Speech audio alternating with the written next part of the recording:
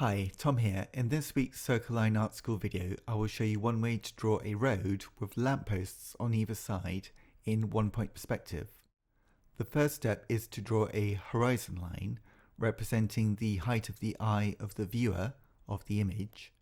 Next, draw a single point in the center of your horizon line, the single vanishing point in one-point perspective. We are looking directly towards this vanishing point, and the point is where all receding lines will go towards.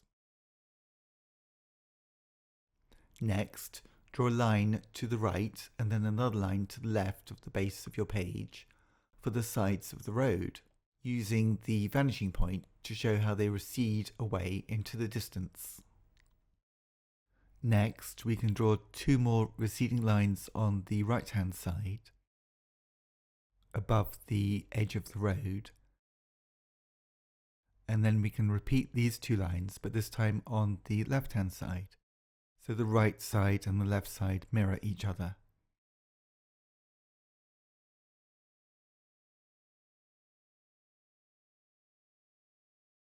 Now we can draw one more receding line below the horizon and near the edge of the road on the right. And then again the same line, but this time on the left. The last step is to add a receding line above the horizon line on the left-hand side, and then mirror that again on the right-hand side.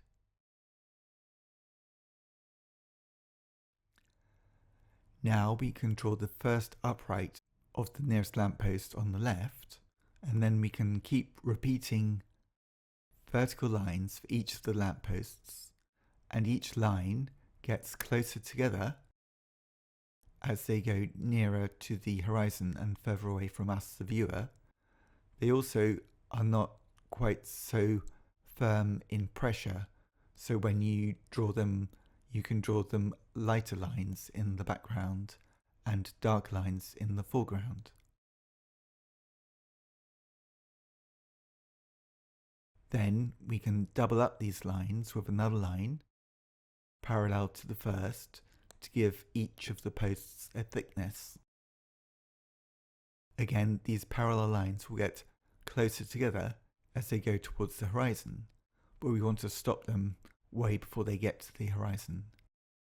Next, we can visualize horizontal lines going from the left to the right to find the height of the vertical lines that we need to mirror on the right-hand side. So basically we're drawing the same lampposts again, but this time we're drawing them using the guidelines on the right, but also using the position of the lampposts on the left, and then reading across horizontally to find the start and stop points of each of the lampposts on the right.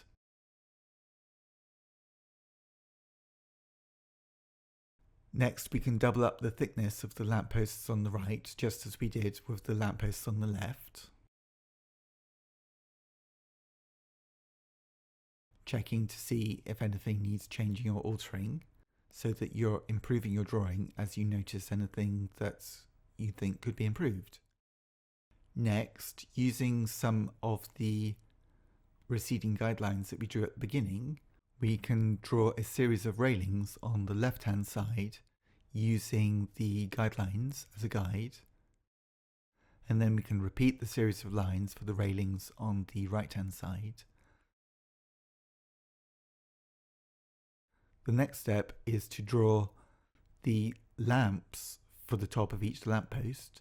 Start by drawing one, and then we can transfer the measurements of the first one, the height, onto the other lampposts, and again reading from left to right with imaginary horizontal lines to check the height of each of them, so that the left and the right lampposts are in pairs of equal height and size.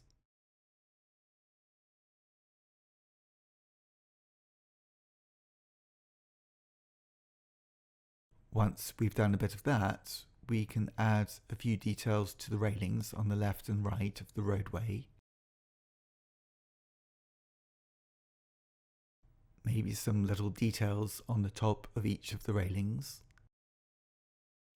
Again, with more detail in the foreground and a lot less detail in the background. Next, I think for each of the railings we can double up the lines to give them a thickness, at least in the foreground. We don't need to do that so much in the background because they're too far away to notice. Then we could add some detailing to the base of each of the lamp posts on the left and the right. So whatever shape or design you want for a lamppost, you just need to repeat them so that they all look more or less identical left and right.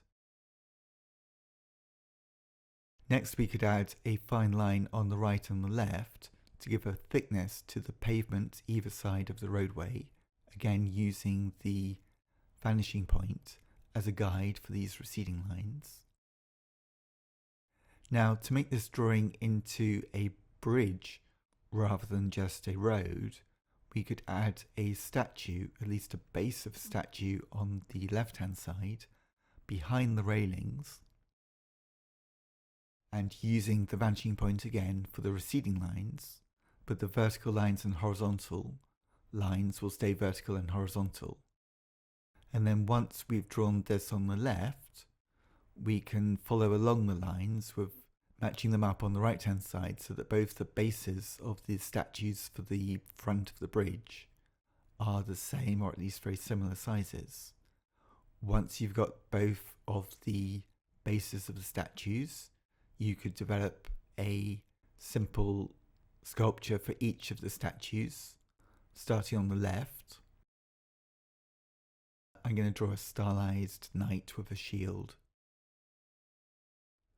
Just a very simple shape, but quite solid, nothing too complicated. So it's quite monumental and simple, but they do need to be the same height, left and right, as like a matching pair. So two sculptures that link together, creating some simplistic design for the statues at the front of the bridge. You could add a few details, but you really shouldn't add too many details, I don't think, to these. And then we can move on to the next stage. It's quite a good idea to draw a little bit of one side and then move on to the other side. So we're sort of drawing both sides together.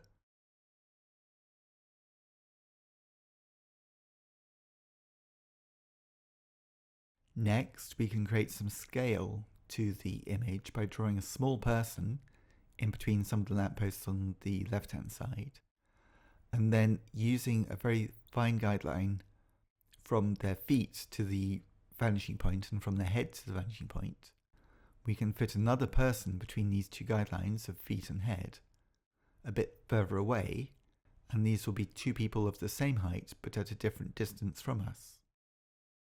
And then we can transfer the second person with two imaginary horizontal lines towards the right hand side, and then we can draw another figure of the same height from the same distance on the right hand side.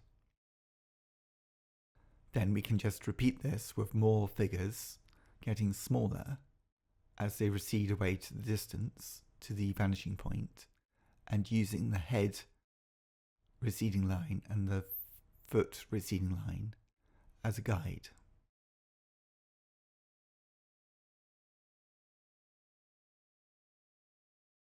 Next, we can draw two large rectangles beyond the bridge and either side of the road. Start with two vertical lines and then add horizontal lines at the top. And then the horizontal lines at the base of these two rectangles need to go behind the statues and behind the lampposts. This will make the statues and lampposts feel like they're coming forwards, which represent large buildings in the distance. It will make them look like they're in the distance behind the bridge. You could add a series of horizontal lines below the two main rectangles as well.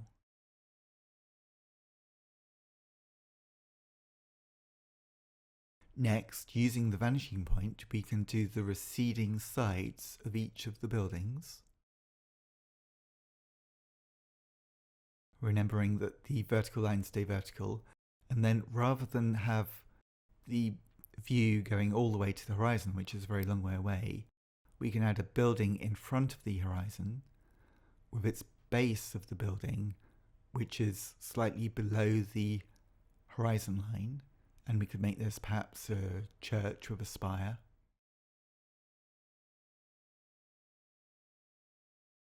Adding a few details, but nothing too much. Just an indication at this stage.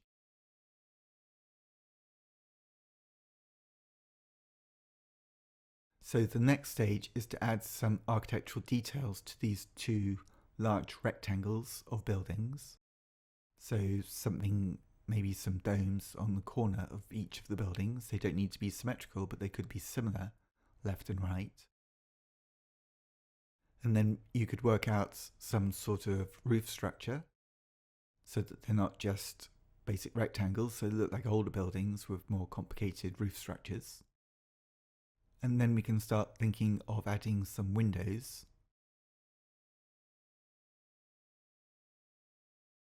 And just indicating a few more smaller details. So these buildings are very large, but they're also very far away. So we're doing the basic structure of the buildings first, and then as we add more details, hopefully the buildings will look like they're large buildings far away. But that means that the details need to be quite small. And the smaller the details, the larger the rectangles will look.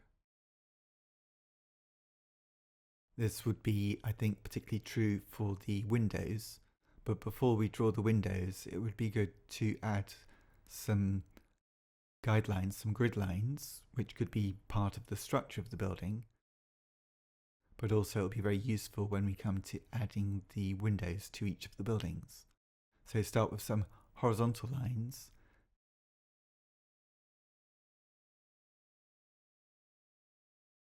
Now the front of the buildings are not receding because we're looking straight at them. It's only the side of the buildings that are receding. So because we're looking straight at the front of the buildings, we can just use basically rectangles to create the guidelines and for the windows as well. So spend your time lining up your guidelines before you start to draw any of the details of the windows, and then you can be more confident that they're going to be where you wish them to be.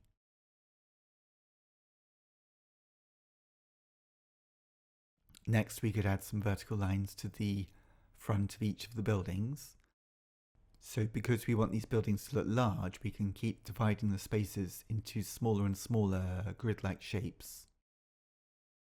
And this sort of pushes the buildings further away. They look further away because they have more details on them. And the details look like, hopefully will look like lots of quite large windows, but at a great distance.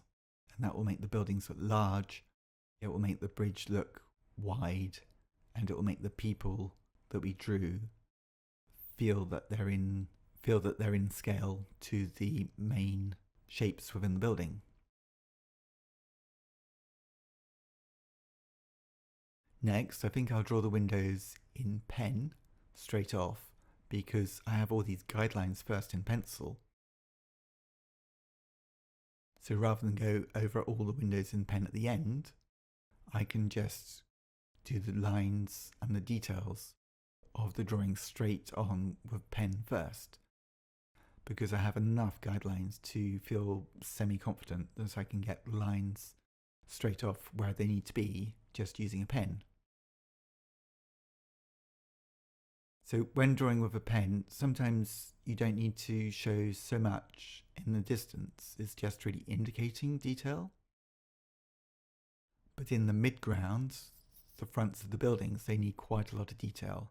And then when we come to the foreground, the railings on either side of the bridge, I'll use a slightly thicker pen. And then because the pen is thicker, the lines will look darker. And darker things tend to look like they're closer to us. And then lighter or thinner lines will look like they're further away. We can just develop the various shapes that we need using the thicker lines for the lampposts, particularly the ones in the foreground, and then using a thinner line for anything that's in the background.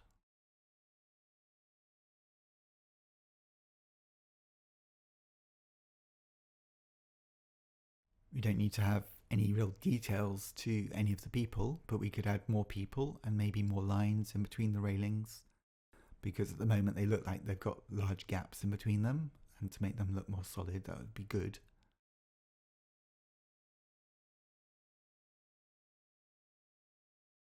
And then at the base of the buildings, I think I could add some darker tonal values just to give an indication that there's a river below the bridgeway that we're looking straight down from.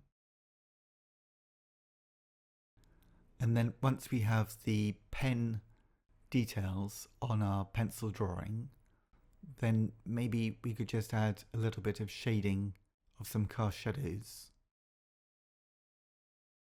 That's just one way to draw a road going away into the distance in one point perspective, with lampposts and a city in the background, and a bridge in the foreground. I hope you found this drawing useful for your own drawings. If you'd like to find out more about my online drawing courses for beginners, please visit circlelineartschool.com, and please subscribe to my YouTube channel, Circle Line Art School, to stay up to date with all of the content that I make. Thanks very much for watching, and see you next time.